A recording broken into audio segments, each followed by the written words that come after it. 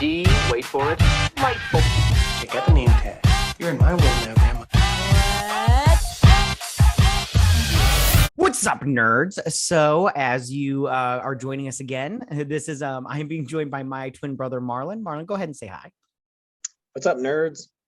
And we are going to be doing a breakdown and review of the second episode, the 6th season of The Expanse, called the Azure Dragon. Azure Dragon? Yeah. Yep. Yeah. The Azure. I hope yeah. If I don't pronounce it right, don't get all mad, okay, you guys? But Marlon, first things first, how are you? Little pleasantries. Wonderful. Awesome. Yeah, I'm doing pretty good today too. It snowed a little bit, but you know, it's winter. All right. So what did you think about this episode just overall, Marlon? I really liked it. Me too. But it better be the last, like, what I would call build-up episode, or this season should be 2 extra episodes long. But it was good. It was a good momentum builder. Right on. Yeah, there was some really good moments, in my opinion, in this show, in this episode that we will get into. And I agree with you. There needs to, like, the fight scene on the ship, and then that ship fight was very good. I enjoyed it immensely, but it was way too short.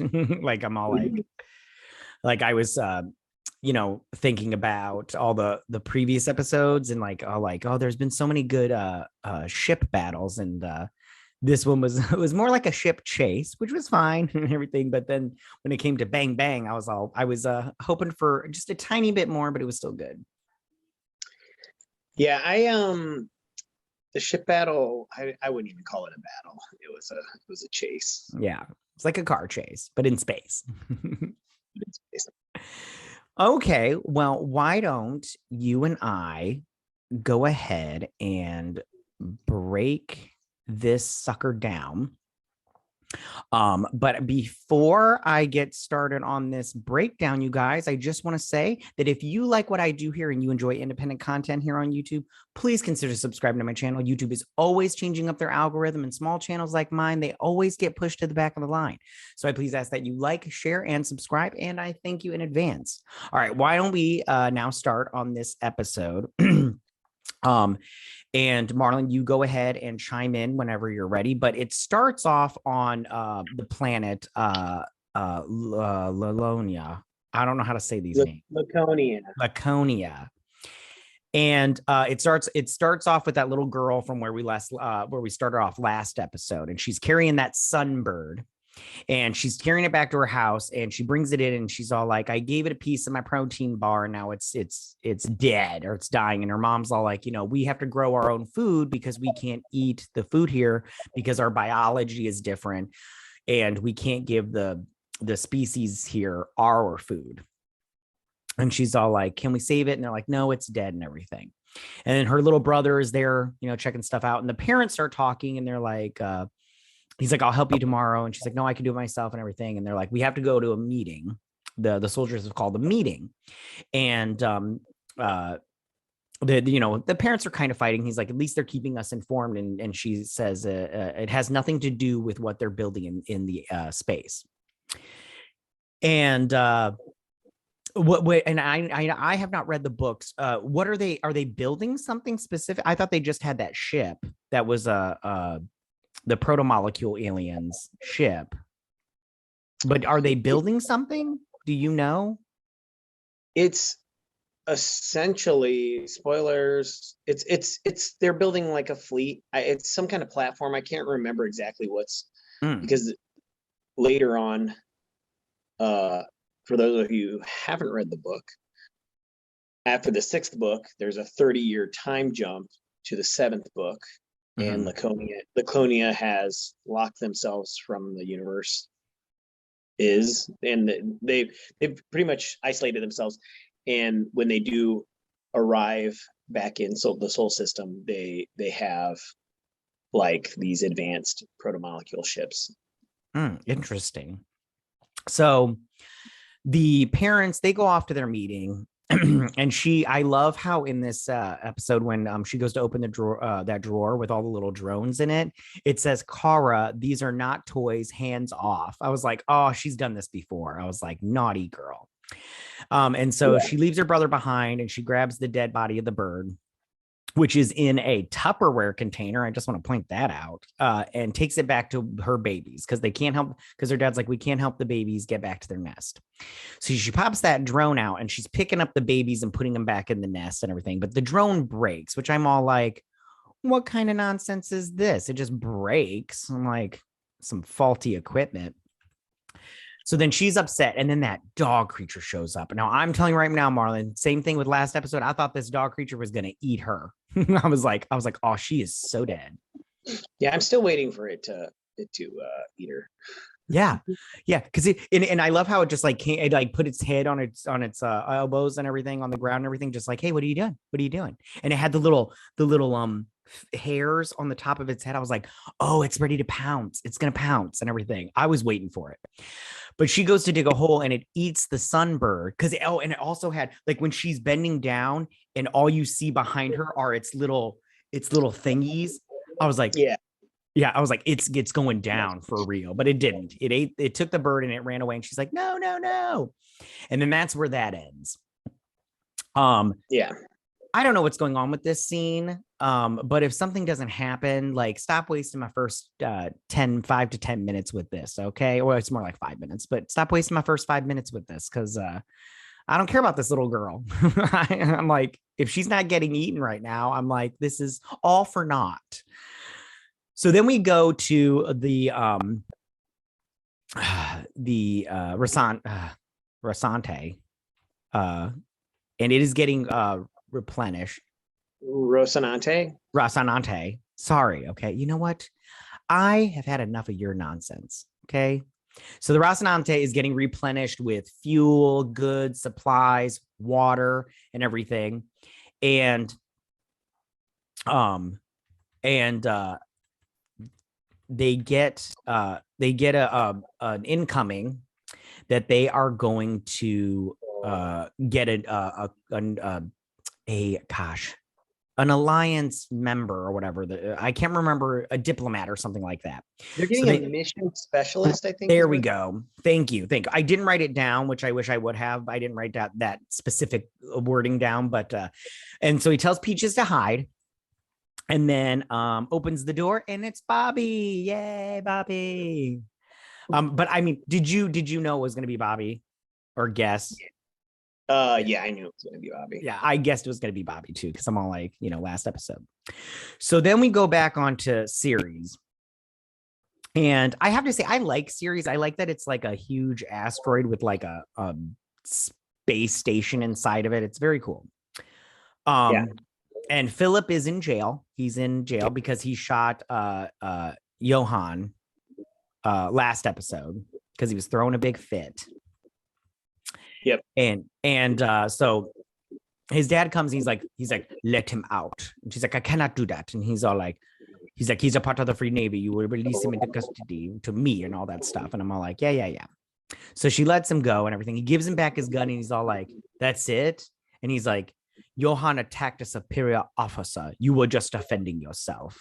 And then he's like, what kind of thing? And he's like, would you like me to punish you some more? I would think that embarrassment, the embarrassment you become since you've arrived on Ceres would be punishment enough. And I was like, oh, that is so harsh. That's so harsh. I'm like, just call this son a loser. Yeah. And then he goes on to tell him like a little story. And he says, on Palace, Sin and I would go out after our shift every day, drink until the bartender kicked us out. Every night, go to bed with someone new. But it always the next day, we were both back on the line. We couldn't fuck up because we didn't have anyone to bail us out. We only had each other. And I was all like, oh, look at you being a douche. So... but I like the whole time I'm all like, man, he is like being hardcore on a set. And we find out later about some stuff. He does love him. I think he does love him. Did you like this little scene between Marco and Philip? Yeah, I think that it's kind of one of those things where the leader and the guy that's on the top gets his way, and whatever story he makes up, that's just what it is, and you fall in line. Because Nico Sindrani, she just let him out like it was nothing, even though she's the governor, and she rules on series. She just let him go, and that's the word, and they're sticking to it. So, but I like it. Yeah. Go ahead, finish your thought. No, I said I liked it. It's a good scene. Yeah, no, I felt bad for her because I'm like, she's stuck between a rock and a hard place. She pretty much has to do whatever Marco says. I'm all like, oh man. Okay. So then back on the Rocinante, Bobby is talking about the Azure Dragon. And she says it's a standard rock hopper with a shit ton of scopes, antennas, and sensor arrays. It's on the float and running dark, and we're going to capture it. And they're like, we're just going to capture it. Our mission was to scrap it. And she's like, that mission has been aborted. We're going to take it.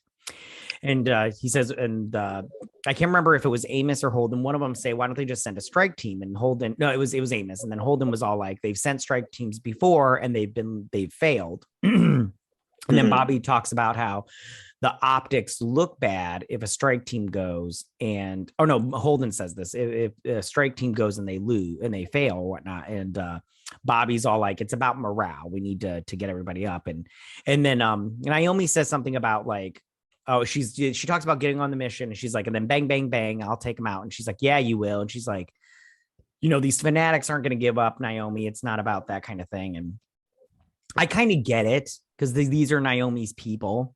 She's just like, listen, I understand they're crazy people, but these are still my people. I still love them. So I kind of feel bad for her, because she's also one of those people that is stuck between a rock and a hard place. Yeah, the only thing that I didn't like about it is she doesn't want to kill her people, but she wasn't really she didn't object to blowing the ship up with a missile either. Right on. That's a good point too. That's a very good point. So I mean, either way, the ship's got to go down. So I mean, I think if they would have surrendered, Bobby would take them as prisoners, but we obviously know they're not going to. So, but like I said, there was never, at least I don't remember her objecting to using a missile on the ship. Right on. Which would essentially kill them. Right on. Yeah. So then Amos is all like, are we getting paid extra for this? And she's like, it's not about the money. And he's like, you people. And she's like, well, this is a happy crew. And he's all like, and then he goes and he's all like, Bobby Draper, meet Clarissa Mao, our new mechanical apprentice or whatever. And she's like, you're holding a known fugitive and everything. He's like, and then Holden's like, she's a part of this ship now. She's on this ship. I trust Amos and everything. Which I think so far Peaches has proven herself, and she proves herself in this episode. So, all is well. So then he's like, hey, and then he goes, have you heard of any ships going missing at the ring during transit? And then she says there was some Martian intel about a number of ships that went dark passing through the rings. And she says suspicion was that they slipped off to join Anaros, but they couldn't be confirmed. And then the ships were never really accounted for. And then she's like, why? And everything. And then he goes to show her, and I can't remember what the name of this ship was. You told me last. The Barkeith. Thank you. You told me last time.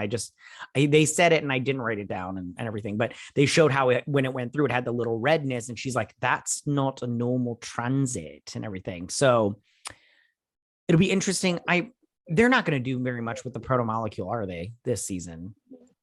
I honestly don't think so. I think that because if they do something, there's just a lot to explain. If this season was 20 episodes long, maybe I'd go, okay, they're going to merge some other books, but they're only doing Babylon's Ashes, and then they're adding a little bit of the book Strange Dogs with the little girl at the beginning. That's a whole different book, the little girl part. The book's called Strange Dogs, which is not part of the 9-part series. Oh, it's like a little like novelette. Yeah, like it's a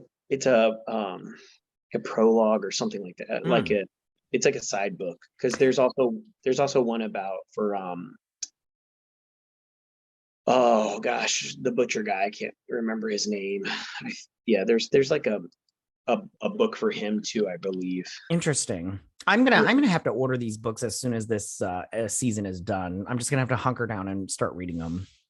Yeah, I want to say it's a prologue, or like, because chronologically it fits between Babylon's ashes, which is the 6th book, and Persepolis Rising, which is the 7th book.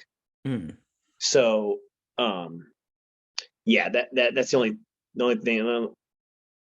Right on. I don't remember exactly between, like, when the proto molecule comes up, but I don't think they're going to do a lot with it, because of the fact that there's a lot to do in a short season of time. Right on. So then we hop over to the Tynan, and they're gonna get on this ship with Liang Walker, and Joseph talks about how they've got their missiles at the ready, and she's like yes, but they're where they said they would be and everything. So and there's no other ships in the area. And so they get on the little docking platform, and she's all like, if they try to get past us, you killed them and everything. And so they open up the door, and they're talking to Liang Walker. And then I love how he's like, you got time for a tour? And she's like, not now. And he says, and then Drummer, hands him off the money, but she can't pay him the amount that they agreed upon, because she says her accounts have become difficult to access, but she gives him her word that she will give the rest to him later. And then he says, we have a problem. The Free Navy has taken over the security on Ganymede, setting checkpoints all over the station. In the docks and in the cargo, and they won't be safe there. And the cargo won't be safe there. Talking about what's her face, Mastos. Hold on, I have her name. It is, where is it? Micho. Yeah.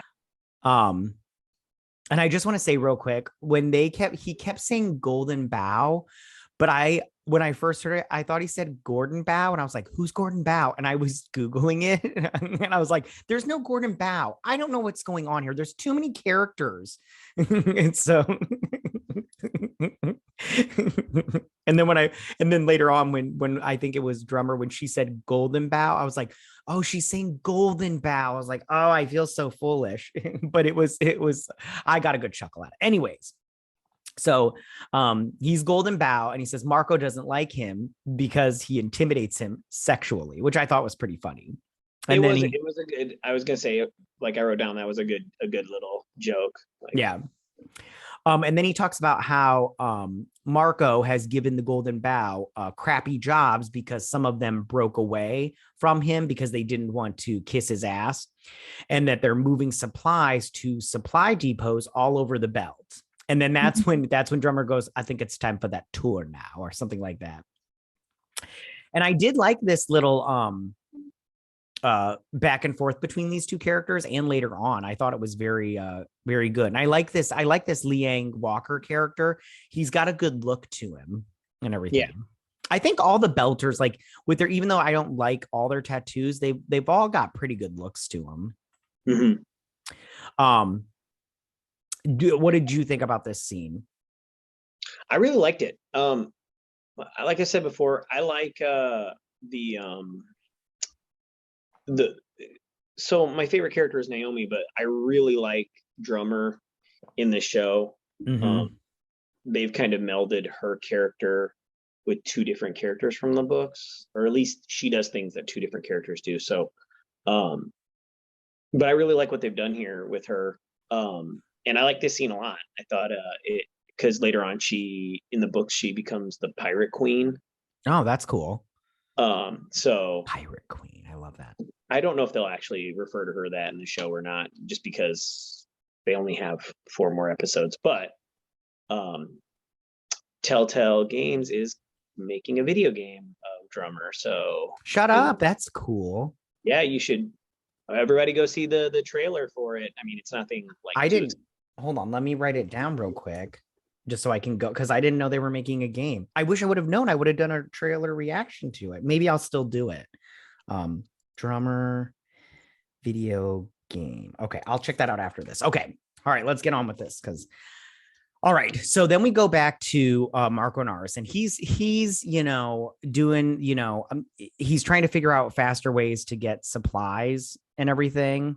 And I love how Remfeld comes and she shows him how they're sending it, and she's like, faster than this, and he's like, no, it's not faster, and everything. And I'm just like, if it ain't broke, Marco, don't fix it. Why does everybody feel like they got to get their hands in stuff when it's like, listen, it works well, stop playing with it. Like, so they're talking, and she says something, I can't remember what her first line is. It's something about Philip, and he says, you haven't been here long, but think carefully what you say next.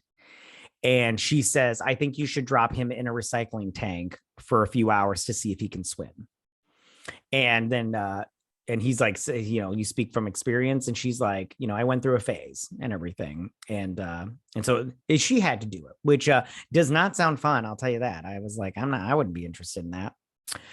So Marco thinks that Philip, he says, he thinks he's lost his senses and has no self-control, and talks about how Philip brought Naomi amongst them, and it cost them all so much. And I thought that was kind of like nice, in the sense that I think, I think he's still in love with Naomi, which is kind of like touching, even though he's a douche. Because it's like the mother of his child, and the woman that he, spent a huge chunk of his early life with, planning terrorism. But, I just got the sense that he was like, oh, he's still in love with her. That's kind of cute and everything.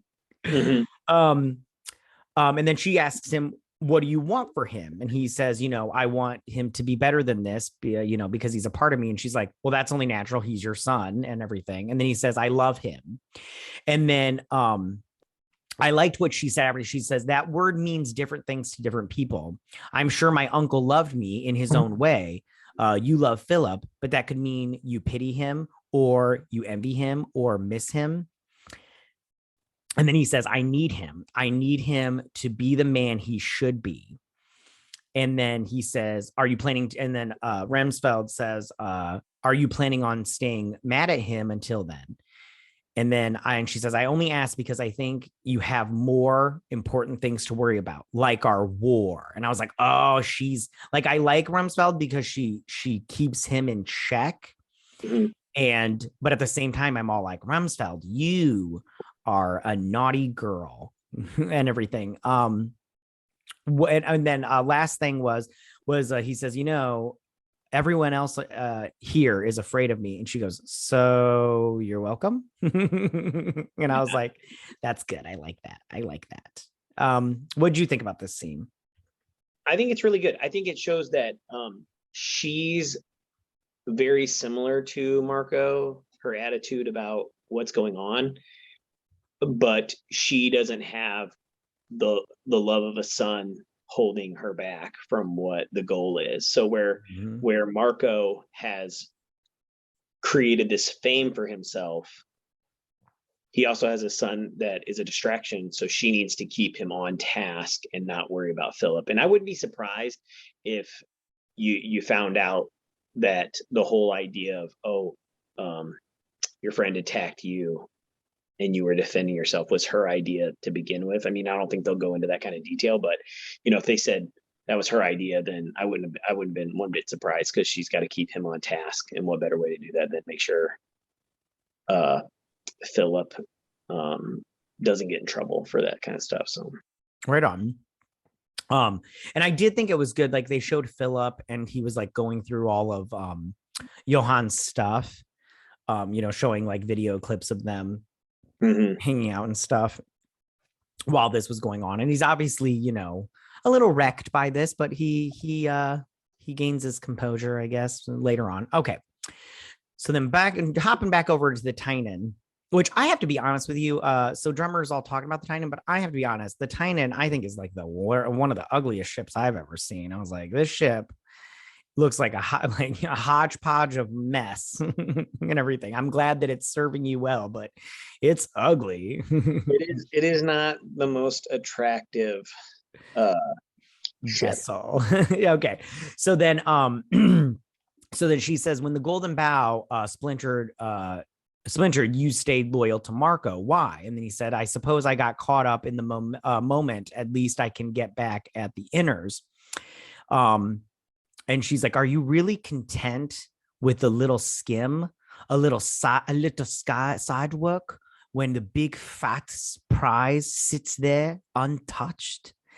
And he's like, it would be stupid to cross Marco now. And then she's like, are you still in contact with the golden bow ships that didn't show their belly? I love the way that the Belters talk, and I just love how the way that how Drummer talks like they didn't show their bellies like their dogs. And then she talks about, and then I love this line afterwards. She goes, we only need the ones that are tired of licking up the scraps, the ones that are ready to snatch the food right off Marco's table. I love all her little, she's making like these not comparisons, but I'm trying to think of the right word, but she's talking about getting food off of his table and like showing their bellies like their dogs. And I just love that she's using that analogy to talk about these people. It's very good writing. I don't know if these lines are from the book, but it's very good writing, whoever wrote it. And I love it. Yeah. I don't remember, every line from the book, right? Yeah, they do a great job.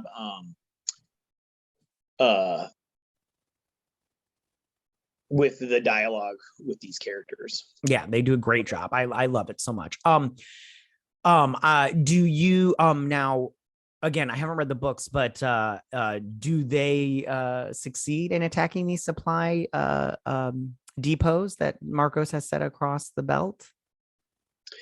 I don't know specifically with the depots that they're doing in the show, but I mean, they don't start calling her the Pirate Queen for nothing. Right on. That's a good point. That's an excellent point. Okay, so then we're gonna hop over to. Sorry, I did a. So then back on the Marco ship, Philip goes to Remsfeld, and he's all like, "Hey, we should give Johan gave a lot to the Free Navy. We should send his, we owe his family compensation or whatever." And she's like, she's like, Johan attacked a superior officer. He was a member of the Free Navy. We owe his family nothing. And then she's like, but that was a generous impulse. So we'll give him a month's worth of fuel pellets and some mining nets, I think it was.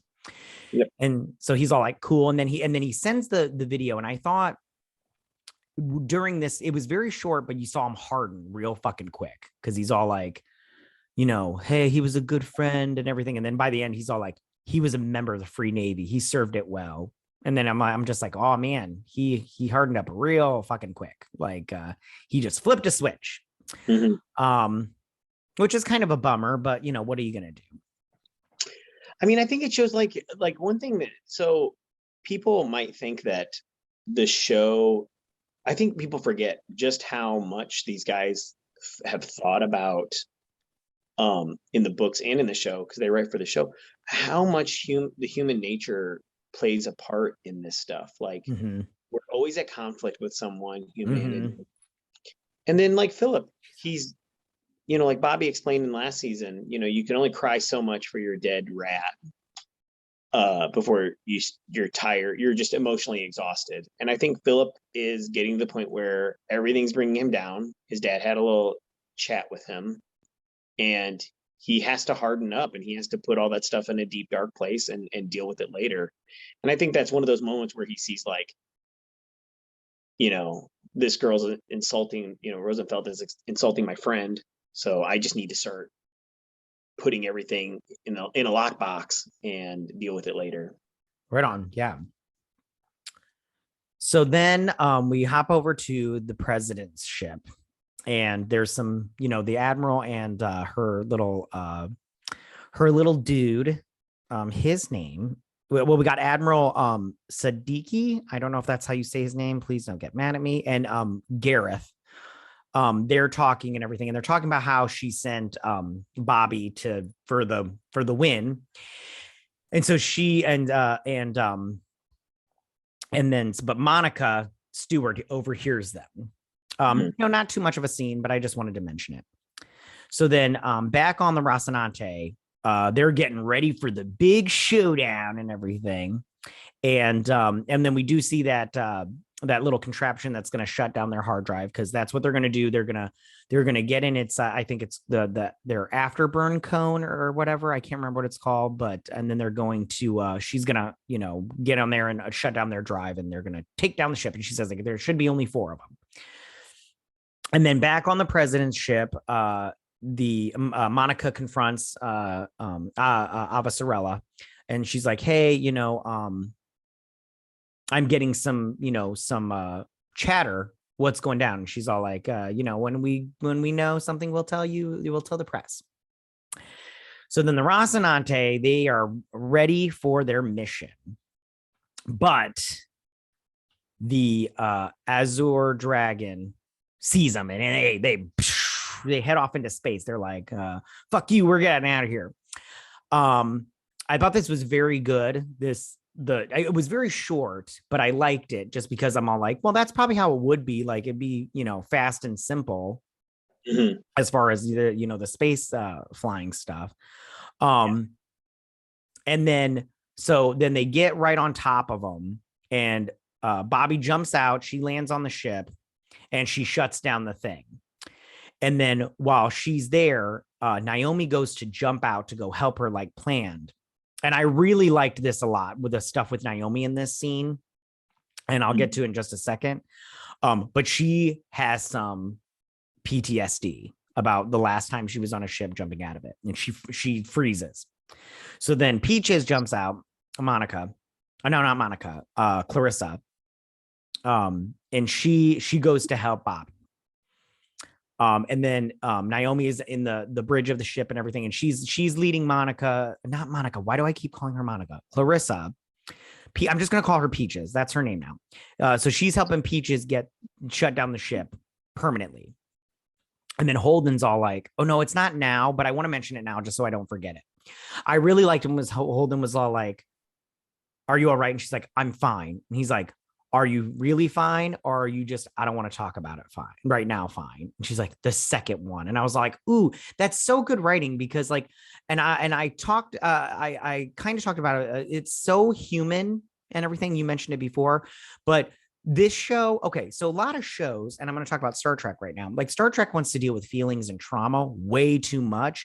And this show, I feel like deals with trauma in a very normal way, in the sense that like, if something was going on with me, I don't want to talk about it right now. I need some time to compartmentalize and realize what's going on with me. And when I'm ready, I'll come talk to you. I feel like a lot of shows right now are just all like, I'm sad, let's talk about it for 5 minutes and waste time on this show. But not this show. I think it does it in a very real way.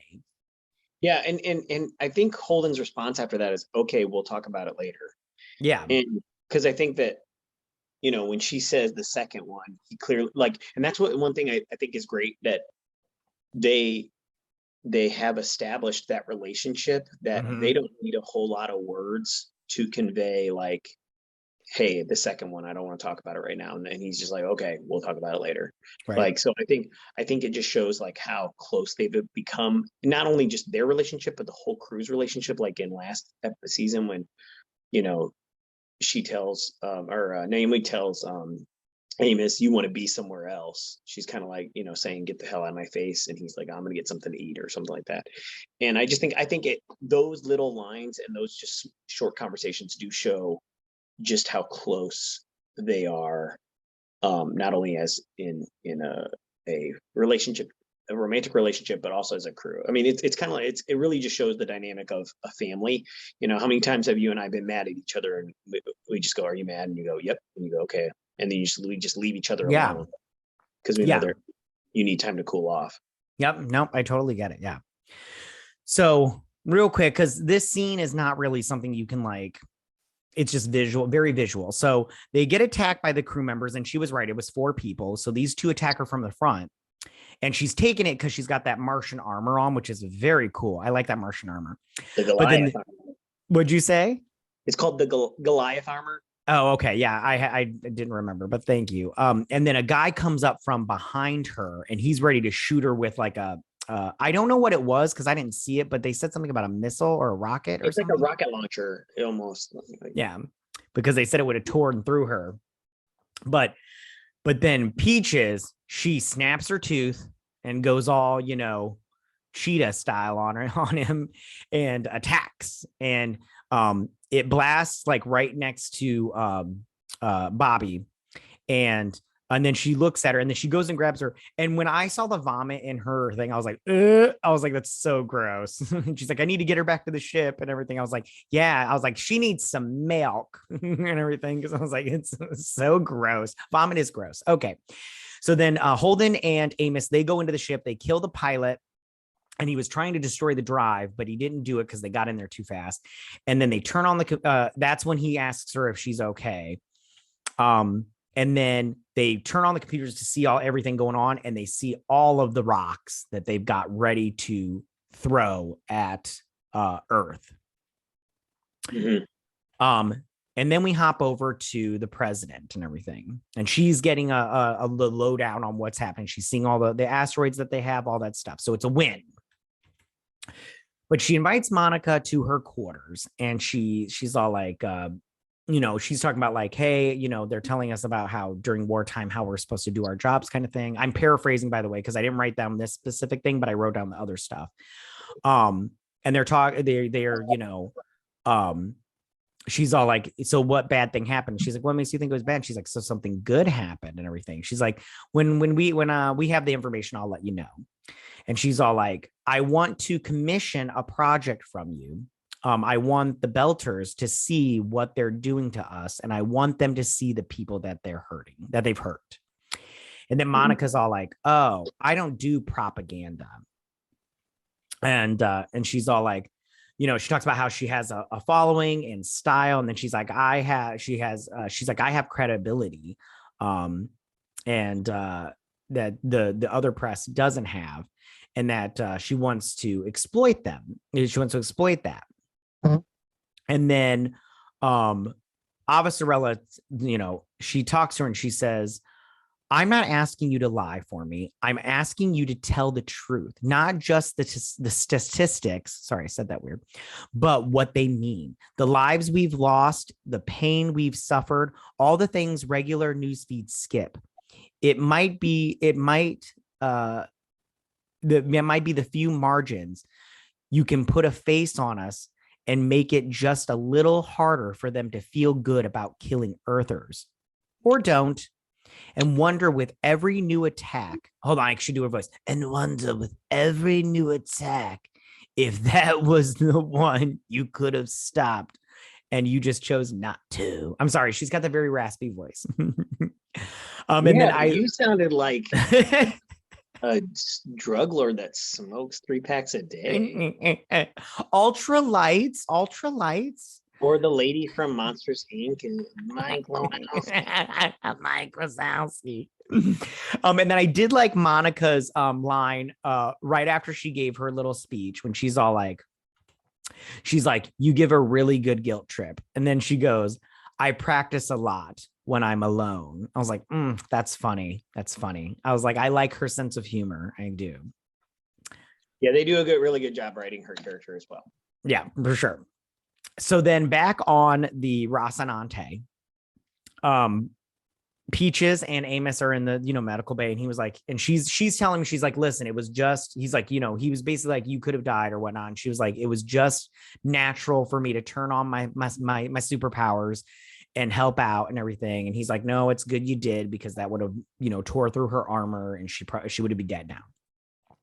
But then Holden comes in, and I did like Holden when he was like, I need to talk to Peaches, and Amos was like, and everything's like, okay, go ahead and talk to her. I'm not leaving and everything. But he said that just with his face. I like Amos's facial expressions. So then Holden, he sits there and I didn't write down what Peaches said because she just basically responds to him. But he said, this is partly my fault. The only reason I let you stay on board was a favor to Amos. And that's how I've been thinking about you as an obligation. I don't think you really do understand, because she says, I understand. And he said, I really don't think you understand. I know you were trying to help, but we have a plan. When you change that plan without going through the chain of command, you put all of us at risk. I'm the captain of this ship, and as long as you're a part of this crew, you will do what I say when I say it. You see a problem, you talk to me first, so everyone knows what's going on. More deciding for yourself what the plan is. And then she's all happy, and and Amos is like, you just got chewed out, right? And she's like, yeah, but it was the first time he called me a member of the crew. Which I was like, that's nice. Like, Peaches has found her place and everything. She's doing her thing and everything. What'd you feel about this scene? I thought it was really, I mean, they're all really good. I mean, they do a good job of explaining some stuff and moving on to the next, setup or whatever. This is the setup of them coming to terms that Peaches is part of the crew. And I think it was a weird Holden way of saying thank you. But because Peaches not only saved them, but she saved the ship, and Bobby and them all. So she did participate a lot in the success of the mission. So right on. So then we head back over to Marco, Anaros, and Rembild, and they're watching the video footage of the Azure Dragon as it goes down, and they're all like, they got the data and they know the rocks that were ready to launch. They are going to deploy their fleets, and that's when Marco, he says, "You said the fight would come, and here it is. The Inners were never going to give Ceres up. They're sentimental that way. Let them come. We will be ready." And the smirk on his face, I was like, oh, you're such a douche. Like, you're so ready to like kill people. Yeah, I was like, oh, Marco, he's such a good bad guy, but he's such an asshole. like he's such a douche. But at the same time, that's the thing that you love about Marco is that he's a douche. Like, you love I don't know about you, but I love my bad guys bad. So yeah, I think he plays a good bad guy, and I mean, there's not a whole lot you can say. I mean, he's a very selfish like asshead, but he plays a good bad guy. Yeah, Keon Alexander, who is the actor, he does a really good job, and I hope he gets more work after this. I would love to see him in something else, even if he's not a bad guy. So that is it for the breakdown portion of it. Marlon, I know that you probably know what's going to happen next, but what would you like to see next episode? I haven't watched any of the promos or anything. I just going in blind. I just want to see, like me, I'm not a diehard, like they have to follow everything in the books to a T. And obviously they haven't, because they've melded a few characters, or they've, done different things with certain characters. Like, to me, I'm bummed out that Anderson Doss, died off camera. Right. And, because I believe he's still alive in the book, Babylon's Ashes. Yeah, and so I just hope that they make, because I'm not complaining about the episode in the sense of I like everything they do with I love this show. It's the best sci-fi show ever created. Ever. But I do wish that they had that it was a little more exciting, because I'm only getting 6 episodes. I think that's what's bumming me out, is I'm only getting 6 episodes this season, and it's the last season, and it wasn't longer than normal episodes, and if it was, it wasn't more than a few minutes. And so I'm done with setup. I want the meat and potatoes of this storyline. So but I'm not gonna. I'm as much as it sounds like I'm complaining. I still love my Expanse. The aesthetics, everything looks great. I love the world that they've built visually. I mean, in the books, you when you're reading about stuff, any book, you create the image in your mind of what something looks like. And then when they create it in person, like you actually see some of these ideas, everything that you thought of before, at least for me, like the Corvette class that the Rocinante is, looked totally different in my mind than what it looks like in the show. And they did a lot better job creating it in the show than my mind did, because in mine it looked really like the shuttles that we build on Earth, pretty much, just with a cool like sports car kind of feel to it. So I'm just really that's what I dig about the show, no matter how much I'm not. And I think a big part of it is I got my expectations way high before the season came out. So when it doesn't live up to my unrealistic expectation, I get a little bit of disappointment, but I still love it. I've probably watched this episode like 4 times since it dropped. So right on. Oh, way more than I only watched it the once. Well, twice. I had to go back and take notes. That's how I do it. I watch it once and then I go back a second time and take notes. All right. Well, you guys, that is our review and breakdown of this episode. Tell us, what did you guys think about this episode? Did you love this episode? Did you not love this episode? Do you love The Expanse? Who's your favorite character? Go ahead and leave all your comments in that section down below. If you like this video, go and hit that like button. I won't mind. Marlon, you won't mind? I won't mind. Dang straight, you won't mind.